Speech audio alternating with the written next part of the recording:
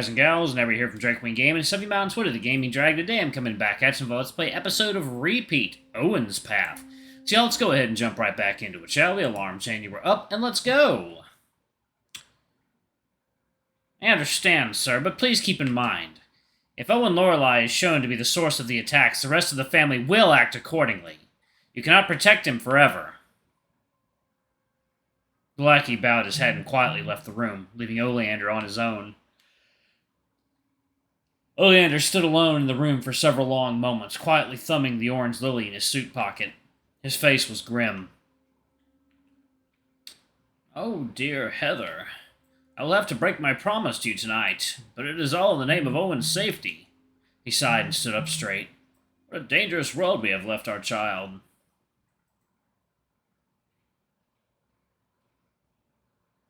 At the sound of approaching footsteps, Jinny grabbed my wrist, and the two of us scrambled down the hall. We quietly rounded a corner and slipped out of sight. Panting breathlessly, the two of us exchanged curious looks. "Did you hear all that? The Lorelei's think Owen is some kind of threat." "Some of the family think so, at least. It sounds like Owen's dad disagrees, though. This might be some useful info to pass off to Morse." Jinny nodded furiously as she rummaged through her phone. "I'll send him a quick message." Her phone let out a soft beep as she dialed Morse's number. A low voice rumbled through the speaker in a familiar robotic filter. "Yes?" "Hey, Morse, we've run into a bit of a pickle." I watched anxiously as Jinny relayed the details of the conversation we just overheard.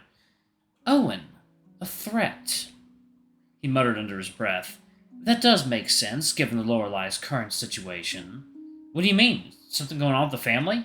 "They've been dealing with some aggressions from an unknown party over the past few years. Few people would dare go against a family as powerful as the Lorelei's. As someone tormented by the Lorelei's for years and the inheritor of the Adlai fortune, Owen has the resources and motives to be a suspect." "It's crazy, though. Owen wants nothing to do with that side of his family. They could easily interpret that as a ruse." "Owen's dad seems to support him, though. That means he's safe, right?" Morse hummed thoughtfully through the speaker. "I think the most crucial part of what you overheard is this. It sounds like Oleander is losing control of his family. They've grown wary and desperate if they're willing to engage Owen at such a busy and crowded event. It's hard to say for certain if anyone is safe here. The two of you should lay low and avoid any trouble. I'll take care of things from here." "Wait a sec." I pressed my ear against the phone suspiciously. "Are you in the school right now? I hear ballroom music in the background." "Hello?" Click. "Oh, come on, he hung up on us." The two of us exchanged nervous looks as Jinny stuffed her phone back into her pocket. "So what's the plan?" "I think it's best we lay low for now. Let's hurry up and find Samuel's ring box. We can regroup with everyone else and fill them in later."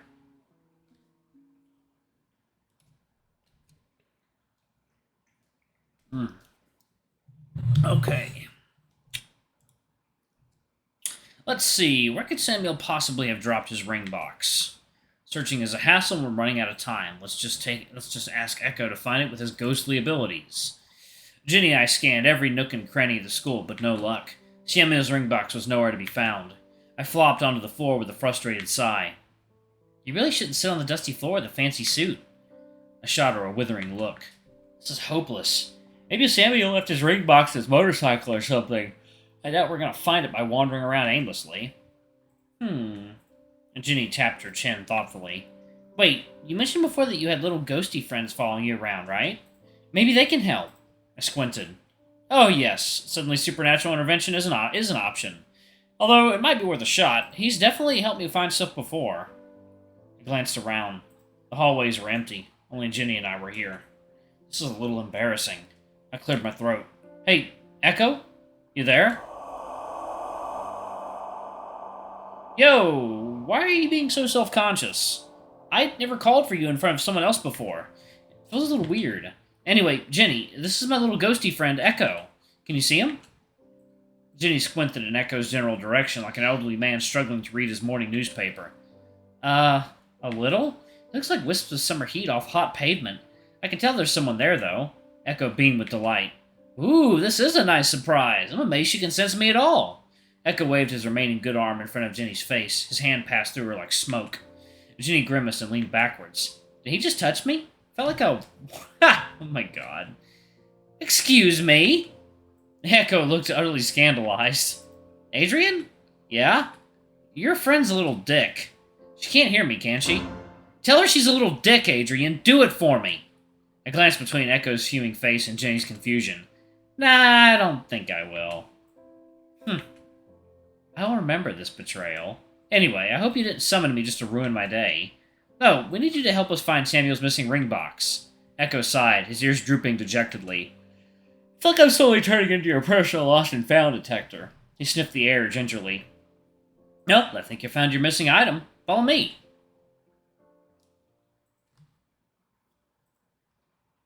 And there it is. Well, fuck. The three of us squinted high above our heads. Standing in a large nest in a particularly tall tree was an angry, squawking raven, and resting at its feet was a small black velvet ring box. This would be much less troubling if the nest wasn't a good 30 feet off the ground.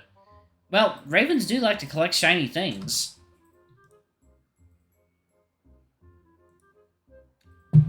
So, Adrian, you wouldn't happen to be good at climbing trees, would you?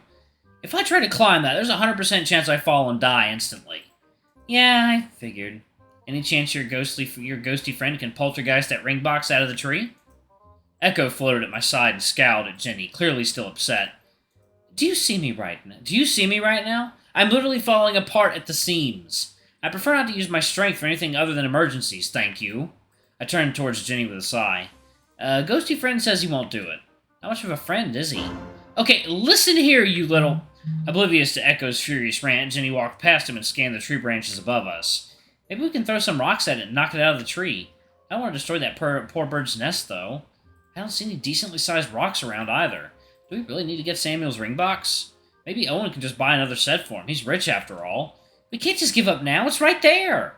Plus, Samuel sounded really upset when he lost his rings. They're probably really sentimental. Well, Samuel should really... Huh? Soft footsteps gently rustled behind me.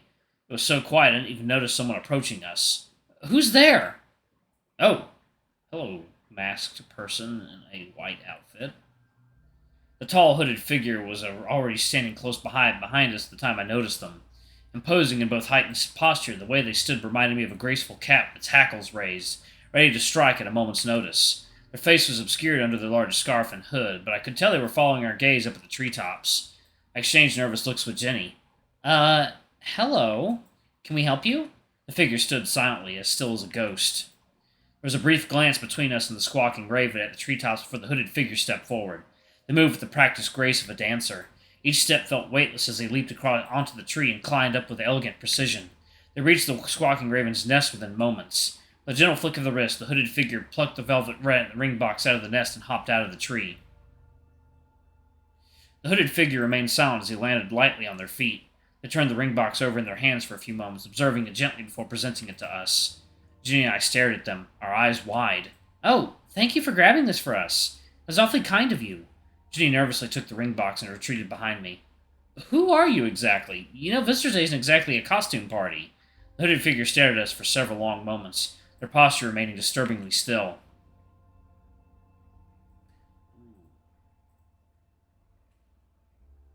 Oh, is that Morse? They brought a gloved finger up to their face in a silent shush before turning and disappearing silently through the school doors. Well, okay, that was mildly terrifying. Looks like we have another suspicious individual to worry about tonight. Maybe they're just really shy? They were nice enough to help us get Samuel's ring box. I glanced at the doors they disappeared through warily. Wait, do you think that was Morse?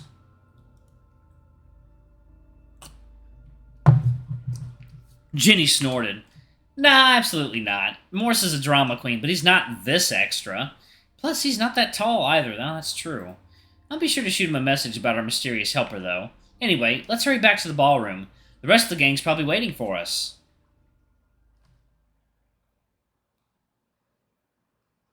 Our walk back to the ballroom was a brisk and nervous one. The dance was still lively despite the night slowly drawing to a close. Parents, students, and teachers alike were laughing on the dance floor without a care in the world. It was hard not to see suspicious people everywhere I looked. Whether I was imagining it or not, it was hard to say. I'm going to go outside and give Morse another call. You go on ahead. Alright, take care. As Jinny hurried out, I glanced around the ballroom for Samuel and Owen. I spotted them sitting by the punch bowl, chatting quietly amongst themselves, soft nostalgic smiles across both their faces. A delighted and relieved grin grew across Samuel's face as he spotted me approaching with ring box in hand. "Oh, you found it! Thanks a bunch, Adrian. Samuel was getting really hung up about it. You really are a quality bodyguard." I don't think yelling at birds in a parking lot is in any bodyguard description. I tried not to smile as I handed the ring box to an eager and worried Samuel. "Words cannot express my gratitude, Adrian. These rings are one of the last few reminders I have of..." Samuel trailed off as he delicately brushed off the ring box, examining it for any damage like a fretting mother. Gingerly, he flipped it open, revealing 2 glistening silver rings. Embedded in each respectively were a glittering ruby and a sapphire. The rings looked old, but appeared well polished and meticulously maintained. Samuel brushed a finger over the rings fondly. "So you kept them?" "Of course I did. I couldn't just throw them away." The atmosphere felt sensitive, but my itching curiosity got the better of me. "Are those wedding rings, Samuel? I didn't know you were married." Samuel barked out a bitter laugh, his grip on the ring box tightening. "No, I'm not married." He plucked the ruby ring out of the box and held it up in the air. The jewel glittered even in the dim light of the ballroom. "Owen, do you remember when the 2 of us snuck out of the house that day?" Owen nodded with a nostalgic smile. "Yeah, it was a few weeks before I ran away from home. You were going to propose to Uncle Graham, but you said you were nervous because you had a terrible taste in jewelry. The 2 of us snuck out of the house to a local jewelry store and spent hours picking out the perfect rings." "Huh. Graham always grumbled about my aesthetic tastes, but I figured he couldn't complain if his favorite nephew helped pick it out. The 2 of us were together since we were kids, but I didn't have the guts to propose to him until that day. It was going to be perfect. I had the perfect proposal date planned out. And then I would finally ask him to..." Samuel sighed. "But, of course, a few days later, Graham got arrested for a crime he didn't commit."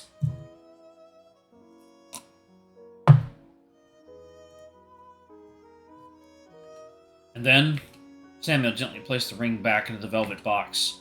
Owen frowned with concern and placed a comforting hand on Samuel's slumped shoulder. "Are you okay?" "Yeah. It's been years. I figure I would get over this by now. But I can't help but wish I asked Graham sooner. Maybe things would have been a little different." "Samuel." The butler chuckled quietly and gripped Owen's hand on his shoulder. "No worries, buddy. I'll be fine. Graham's gone, but at least I still got you in my life, right?" Owen smiled, bittersweet tears threatening to well up in his eyes.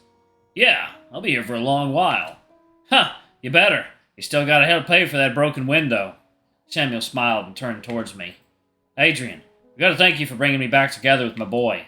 After being alone in that house for so long, I'm finally back with my family. It's the happiest I've been in the last 7 years." "Of course, I'm happy to help." Samuel chuckled and ruffled my hair with a soft grin. "Thanks. You're a good kid, Adrian." Jinny stood a little bit away, watching us nervously as she held onto her phone. She held the phone discreetly towards us, trying to catch our conversation with her phone's meager microphone. There was some rustling on the other end of the call. "Hello? Morse? Did you hear everything you needed?" "Yes. That will be all."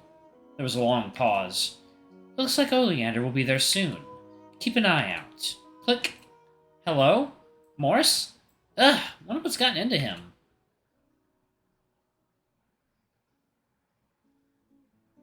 The night was slowly drawing to an end. The ballroom crowd slowly thinned out as parents and students retreated back home. Teachers were beginning to pack up the myriad of lights, balloons, and spilt juice cups that littered the floor. Alright, I'm going to go ahead and pause it right there. Thank you all so much for watching. Don't forget to like, comment, subscribe, ring that notification bell, and check out our Patreon or YouTube memberships if you can. It always helps. Anyway, I love you all, and I'll see y'all in the next video. Bye-bye!